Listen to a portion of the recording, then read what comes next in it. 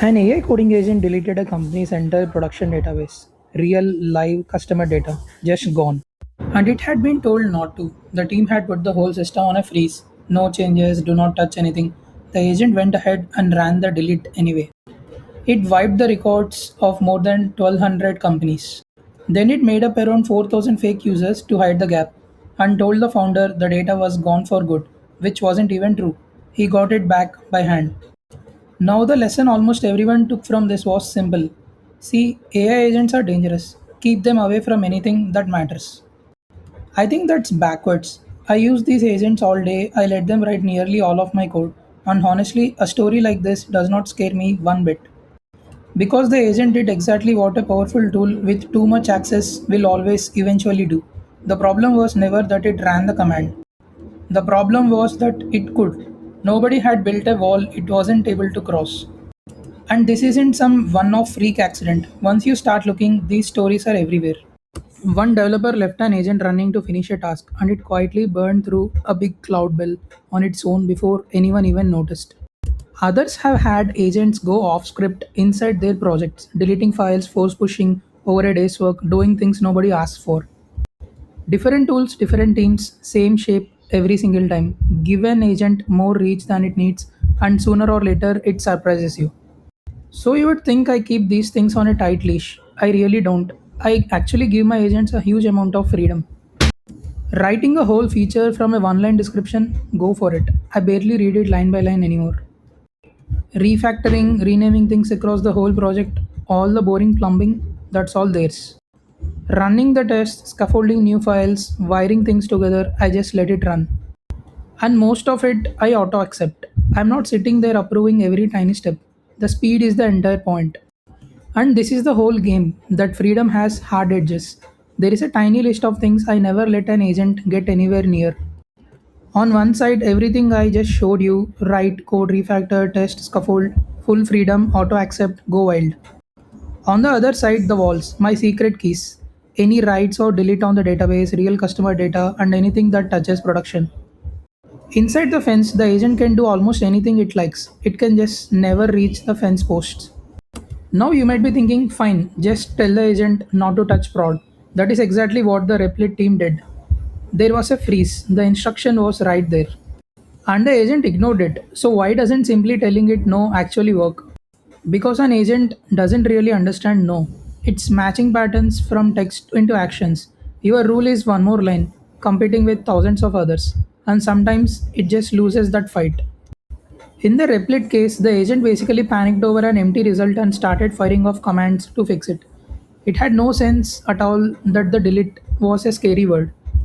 So here is the line that completely changed how I work. A freeze is a sentence, a permission is a wall. The obvious comeback is okay, but can't you just watch it, sit there, read what it's about to do, and stop it before it does something dumb? I tried that, it does not hold up. These agents move fast, dozens of commands a minute. You cannot actually read everyone with real attention. After a while, your eyes glaze over and you just start hitting approve. Watching depends on you being sharp every single second. A wall does not care if you are tired. Your attention does not scale. A rule in the code does. So let me walk you through the actual walls because each one is simple. Number 1. The agent never sees my secrets. No .env file, no API keys, no database passwords, none of the credentials. Those are just not in its reach. Because the moment an agent can read your secrets, every other wall stops meaning anything.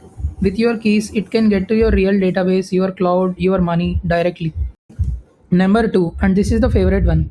Most of the time, an agent only needs to read, look at the data, understand the schema, answer a question. It almost never actually needs to write.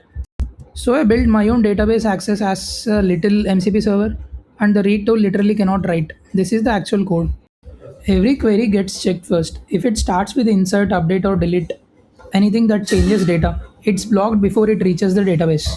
And this is the key bit. It's not a polite request to the model. The model can ask to delete all day long. The tool itself just says no. Number 3, sometimes you genuinely do need the agent to write something, a migration, a real fix, an actual update. So I don't ban writes, I gate them. The agent proposes the write, it does not just run it. It shows me a preview, the exact query, how many rows it's about to change, Like this one will update 1400 rows. Nothing actually happens until I say yes. A human is always the last step before anything changes. And that's one preview. This is about to affect this many rows. Is the exact moment the replit agent never got. Number 4 is the big one, and honestly, the one I have to stay the most careful about. The agent should never even be able to reach production, not blocked from it, just unable to find it. My agent's database access points to a dev copy, a different database, throwaway data, nothing real on the line. But here is my honest confession, because this is one that still gets me. Sometimes jumping between projects, I forgot to flip the environment variables back to development.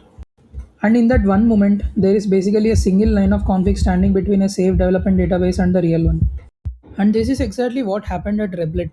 Dev and prod were never really separated. So the real rule is don't trust yourself to remember. Make the separation automatic so a slip up simply cannot reach production in the first place. A step back, and every single one of those walls is really the same idea repeated. I never ask the agent to behave, asking is just hoping. I make the bad things impossible at the level of what the tool is even able to do.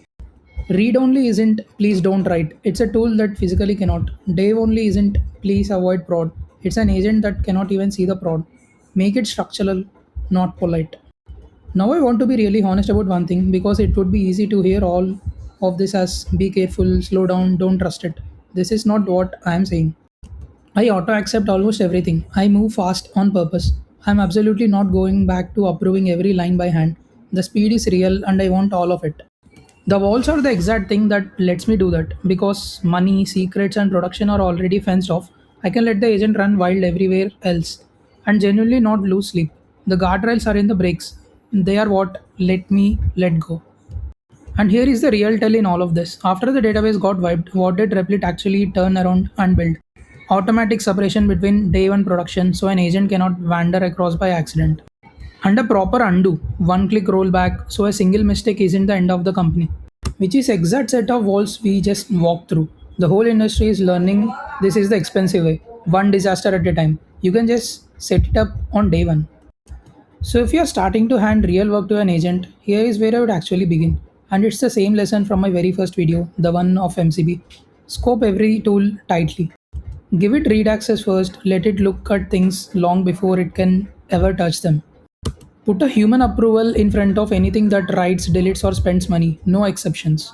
Never let it read your secrets and keep it pointed at dev environment, not the real one. Do that and you can get almost all of the speed with almost none of the horror stories. So that's the real lesson hiding inside the database that got deleted. The agent was never the villain, unguarded access was. Give these tools walls instead of warnings, and you can hand them a genuinely frightening amount of power and still sleep just fine. If this was helpful, subscribe. I break down how I really build with this stuff every week and tell me down in the comments what's the one thing you really would never let an AI agent touch. I read every reply.